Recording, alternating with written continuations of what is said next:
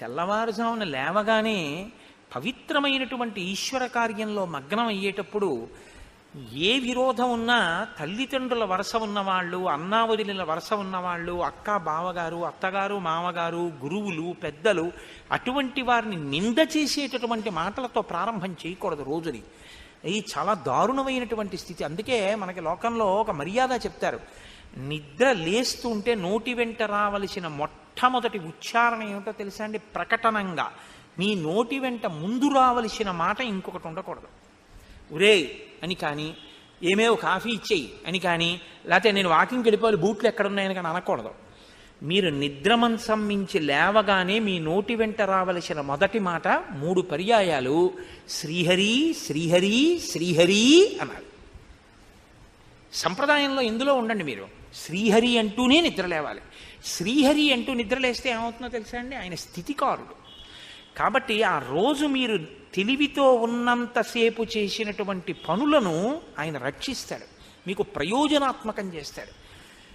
లయకారుడు పరమేశ్వరుడు. లయకారుడు అన్న మాటకి చంపేసేవాడు అన్న అర్థం చెప్పి అనవసరంగా శివుడి విషయంలో అక్కర్లేని కోణాలు తీసి పాపం మూట కట్టుకోకూడదు. లయకారుడు అంటే ఆయన 3 రకాల లయం చేస్తాడు. స్వల్పకాలిక లయము, ప్రళయము అంటే స్వల్పకాలిక ప్రళయము అని ఒకటి ఉంది శాస్త్రంలో. ఒకటి స్వల్పకాలిక ప్రళయం, ఇంకొకటి ఆత్యంతిక ప్రళయం, ఒకటి మహాప్రళయం అని 3 చేస్తాడు పరమశివుడు. స్వల్పకాలిక ప్రళయము అంటే నిద్ర. నిద్రని ఇవ్వాలి అంటే శివానుగ్రహం ఉండాలి. శివానుగ్రహం ఉన్నవాడికే నిద్ర పడుతుంది. రెండవది ఆత్యంతిక ప్రళయము. జ్ఞానమిచ్చి ఇది వేరు నేను వేరు అని తెలుసుకునేటటువంటి అదృష్టం శివానుగ్రహంగానే వస్తుంది. అందుకే దక్షిణామూర్తిలా కూర్చుని ఉంటారు. ఈ 3 అవస్థలకి నేను 3 గుణాలకి జాగ్రత్త స్వప్న సుషుప్తులకు వేరుగా జీవుడని ఇలా ఇలా వేరు చూపించినటువంటి ఈ వేలు 2 కాదు, ఉన్నది ఒకటే అని పూర్ణమద పూర్ణమిదం పూర్ణాత్ పూర్ణమదుచ్యతే పూర్ణస్య పూర్ణమాదాయ పూర్ణమేవావశిష్యతే. జీవబ్రహ్మైక్య సిద్ధిగా ఒక్క ఆత్మయే 3 అవస్థలకి సాక్షిగా ఉందని చెప్పడానికి ఇలా చిన్ముద్ర పట్టి ఉంటారు. అందుకే యస్యైవ స్ఫురణం సదాత్మకమసత్కల్పార్థకం భాసతే సాక్షాత్ తత్వమసీతి వేదవచసా యో బోధయత్యాశ్రితాం యస్ సాక్షాత్ కురుతే ప్రబోధ సమయే స్వాత్మానమేవాద్వయం తస్మై శ్రీగురుమూర్తయే నమగిదం శ్రీదక్షిణామూర్తయే అంటాం ఆయన గురించి. మహానుభావుడు చిన్ముద్ర పట్టి జ్ఞానబోధ చేస్తుంటాడు. అందున ఇటువంటి పీఠాలు, శారదాపీఠం అంటే శారద అంటే శారద, జ్ఞాపకం పెట్టుకోండి.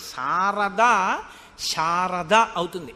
శంకరాచార్యుల వారికి అత్యంత ఇష్టమైన పేరులో శారద. ఆయనకి ఎంత ఇష్టమో ఆ పేరు.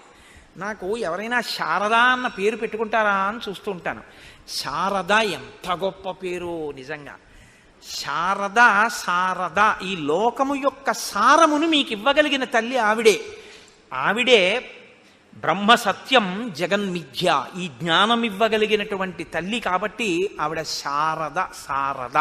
అందుకని పుస్తకాల వల్ల వచ్చేది కాదు, అనుష్ఠానం వల్ల తెలుస్తుంది. అందుకే పుస్తకం ఎడంచేత్తో పట్టుకుంటుంది ఇలాగా. నన్ను ఆశ్రయించిన వాడికి జ్ఞానమే కాదు, జ్ఞానమంత గొప్పది. దీన్నే కామకోటి అంటారు. కోటి అంటే హద్దు. ఇంత జ్ఞానమే ఇవ్వగలిగిన దానిని నేనేమి ఇవ్వలేననుకుంటున్నావు? నీకు నేను ఏమైనా ఇచ్చేస్తాను. నా పాదాల దగ్గర నువ్వు పడగలిగితే నీకు నేను ఏదైనా ఇవ్వగలనని చెప్పడానికి కుడి చెయ్యి ఇలా పట్టుకుంటుంది, అభయహస్తం. ఈ కుడివైపు పై చేతిలో అక్షమాల ఉంటుంది ఇలా తిప్పడానికి.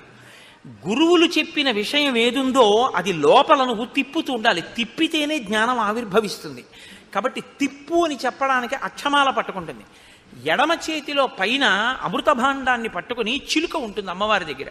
అంటే ఎవరు అమ్మవారి అనుగ్రహాన్ని పొందుతారో అటువంటి వారు ఇంద్రియములను నిగ్రహించుకుని అమ్మవారి పాదములలోంచి స్రవించేటటువంటి ఆ నిరంతర అమృతాన్ని గ్రోలి మత్తెక్కి ఉంటారు. ఇదే ప్రహ్లాదుడు అంటాడు, మందార మకరంద మాధుర్యమున తేలు మధుపంబు పోవునే మదనములకు నిర్మల మందాకిని వీచికల తూగు రాయంతనునే తరంగిణులకు లలిత రసాల పల్లవ కాదియై చొక్కు కోయిలపోవునే కుటజములకు పూర్ణేందు చంద్రికా స్ఫుటిత చకోరముల కరుగునే సాంద్ర నిహారములకు అంబుజోదర దివ్యపాదార వింద చింతనామృత పాన విశేషమత్త చిత్తము ఏ రీతి ఇతర విషయంబు చేరనేర్చు వినుత గుణశీల మాటలు వేయునేలా అంటాడు.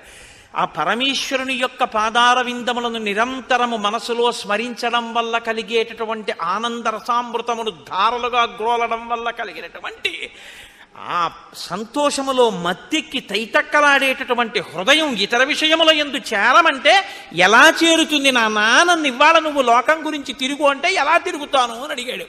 ఇది ఇవ్వగలిగినటువంటి తల్లి కనుక అటువంటి ఆనందంతో ఆ భగవద్వాక్యం చెప్పినా విన్నా ముఖం ఎర్ర పడిపోయి సంతోషం ప్రకటనమయ్యేటటువంటి మహాపురుషుల యొక్క మాటలు నేను ఎప్పుడూ నా దగ్గరికి తెచ్చుకుని వింటూ ఉంటానని చెప్పడానికి ఎర్రబడిన ముక్కుతో ఉన్న చిలుక ఆవిడ చేతుల మీద వాలి ఉంటుంది. అంటే అటువంటి ఆవిడ కావ్యాలాప వినోదిని, ఆ భక్తితో చెప్పేటటువంటి వాళ్ళ యొక్క కావ్యాలాపములను ఆ తల్లి వింటూ ఉంటుంది. అందుకని ఎడం చేతిలో పైన అమృతపాత్ర, దాని మీద చిలుక ఉంటాయి. పుస్తకం చదువుకోవడానికి పనికొస్తుంది, చదవడం కాదు, అనుష్ఠానంలోకి గుర్తుపెట్టుకుని స్మరించడం ముఖ్యం. అందుకని అక్షమాల కుడి చేతిలో ఎడం చేతిలో పుస్తకం పట్టుకుంటుంది. పట్టుకున్న తల్లి పద్మాసనం వేసుకుని కూర్చొని ఉంటుంది.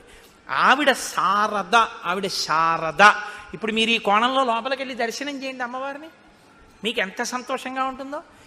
అటువంటి జ్ఞానమునివ్వగలిగినటువంటి పీఠాలు శారదా